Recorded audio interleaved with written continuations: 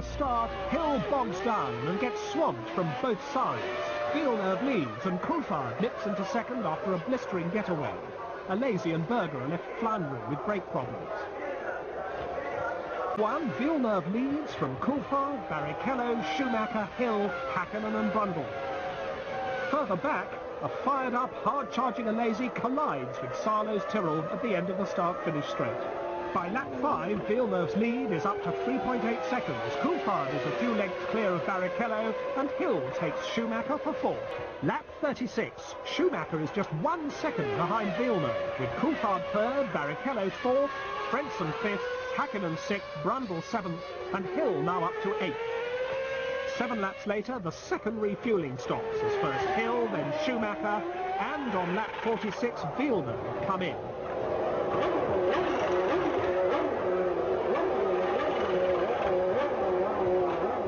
8.3 seconds. Villeneuve maintains his lead, just. It's all getting very tense in the pit lane, with traffic helping to close the gap between Villeneuve leading and Schumacher second. Will it go the same way as last year, with Schumacher snatching the win almost in sight of the flag? It's just as tight behind, with Coulthard 3rd and Hill 4th. Villeneuve is still leading. Schumacher is pushing for a win from second place. Further back, Coulthard still hangs on to 3rd, Hill is 4th. Lap 62, 6 to go. 5 to go. Lap 64, 4 to go. 3 to go. Lap 66, Coulthard and Hill, 1 to go. Villeneuve hangs on and wins by 7/10 of a second.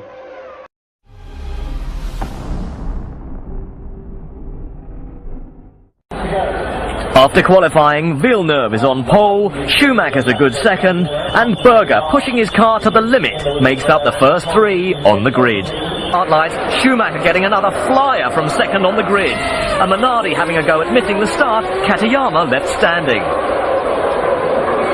Villeneuve learning the lessons of the first start, more cautious this time, no one needing to use the grass as they all go through. Jacques pipping Michael for first just before the end of lap 1, judging the move to perfection into turn 1. Perhaps a fault with the German's car slowing him down, allowing Berger to catch up only a few laps later, Schumacher braving it out around the outside. But on lap 8, Berger repeats Villeneuve's move to take second place. Diniz out, removing some of the local interest. Barrichello's retirement completing the task. Berger in for one of his stops, the Benetton crew well rehearsed and very quick. The Williams pit ready for Jacques Villeneuve, eager to prove they're a match for any other team in the pit lane.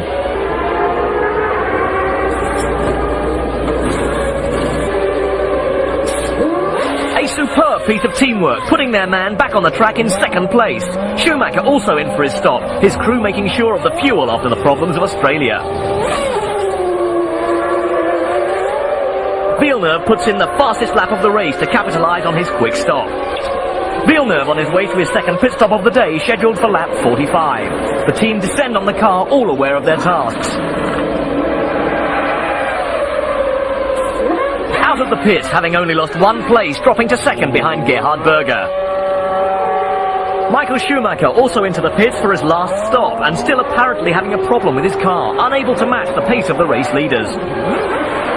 Berger comes into pit while Jacques Villeneuve retakes first, putting a firm grip on the race in the closing stages. A quick stop, but not enough for Berger. Brazilian Grand Prix in front of his delighted team. Gerhard Berger and the impressive Panis third. A great result for Jacques. Oh, it feels great. And the car was really strong until the second pit stop, and then somehow the tires had less grip. I don't know why. But, you know, the car was quick enough to stay in front.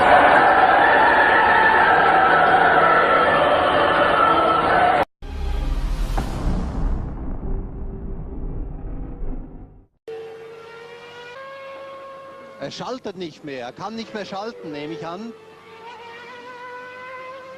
Oh, das ist zu früh, muss noch 20.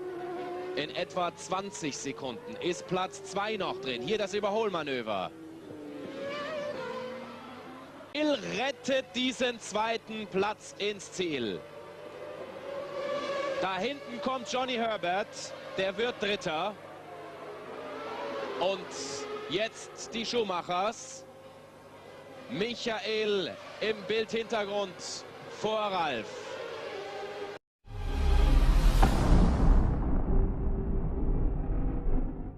They'll say, well, he's done very well. If Villeneuve doesn't, they'll say he has lost it. All right, now here's the hot lap. The first one for Jacques Villeneuve. His teammate, Heinz-Harald Frentzen, at 122.02. Into the first curve. A second, a right-hand sweeper. Now they'll come up towards what they call the Expo 92, the Michelin bend. Now they go into a left-hander at about 195. A short straight, down to a right-hander, fifth gear, at about 185. This is the Cito Ponce. Now, this is one of the few places, Jerry, they might be able to pass. Yes, they can. They're at a top speed here of about 200 and nearly 300 kilometers an hour. And Jacques has already chopped a bit away from Frentzen's time on the first intermediate section. And he's still flat to the floor. Look at his hands work at that wheel. He's pushing hard, no question. Now a right-hand sweeper through Palugi. Looking back now, using all the curbing, right on the ragged edge early, and he's quicker than Frentzen through the intermediate, trying to beat 122.02. Jacques Villeneuve. Half a second. In his Ferrari. 3/10 quicker at the last interval. Remember now, during free practice, he was 9th yesterday. He said, don't worry about it. It doesn't matter. 121.07 is Villeneuve's time to beat. A little bit of understeer. 121.07. Michael Schumacher. Oh, he just failed. It's exactly the same. Exactly the same time. Terry Donaldson, how many times have you seen that? Never to my recollection, Vic. They timed this. Goes, the times, if they're equal, it goes to the person who has, in fact, said it first. Am I right? As we said, he's come on strong at the end of the season, and he's coming on strong at the end of this qualifying session. Boy, is he ever. Would this be something if the two Williams cars could be on the front row? The ideal for Williams, but Ferrari will be... Watch the time, 121.07. Heinz-Harald Frentzen. No! Oh, my! Oh, my! Unbelievable, as Michael Schumacher just can do nothing but shake his head. 3 cars, 3 drivers, 3 exact times.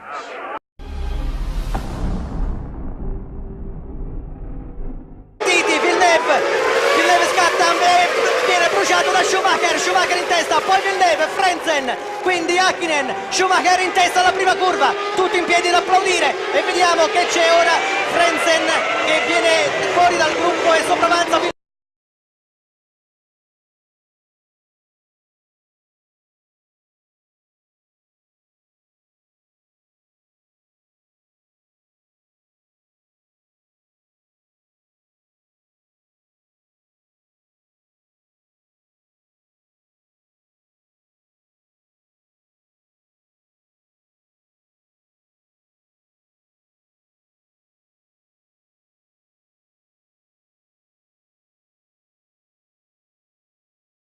A volare. Intanto vedo che nel primo settore in questo giro Schumacher ha perso molto nei riguardi di Villeneuve, più di mezzo secondo.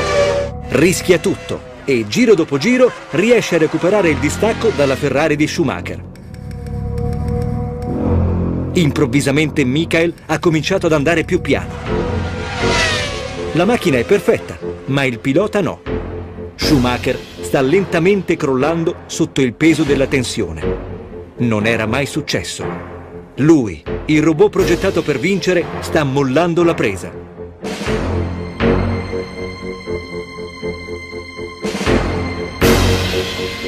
Villeneuve che ora ha ridotto a meno di 2 secondi il proprio ritardo. In questo giro ha guadagnato nei primi 2 settori più di mezzo secondo. Sta recuperando Villeneuve.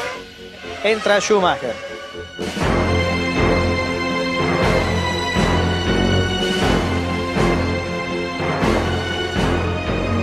rientra in box anche Jacques Villeneuve, è leggermente più veloce, è stato il cambio. E vediamo che Schumacher è davanti, poi si inserisce anche Häkkinen e Villeneuve in terza posizione. Quando Schumacher vede Villeneuve nello specchietto retrovisore, il vaso trabocca. È vicino, sempre più vicino. Vediamo, Villeneuve ci prova, Schumacher lo tocca e finisce fuori. Michael ha una sola reazione.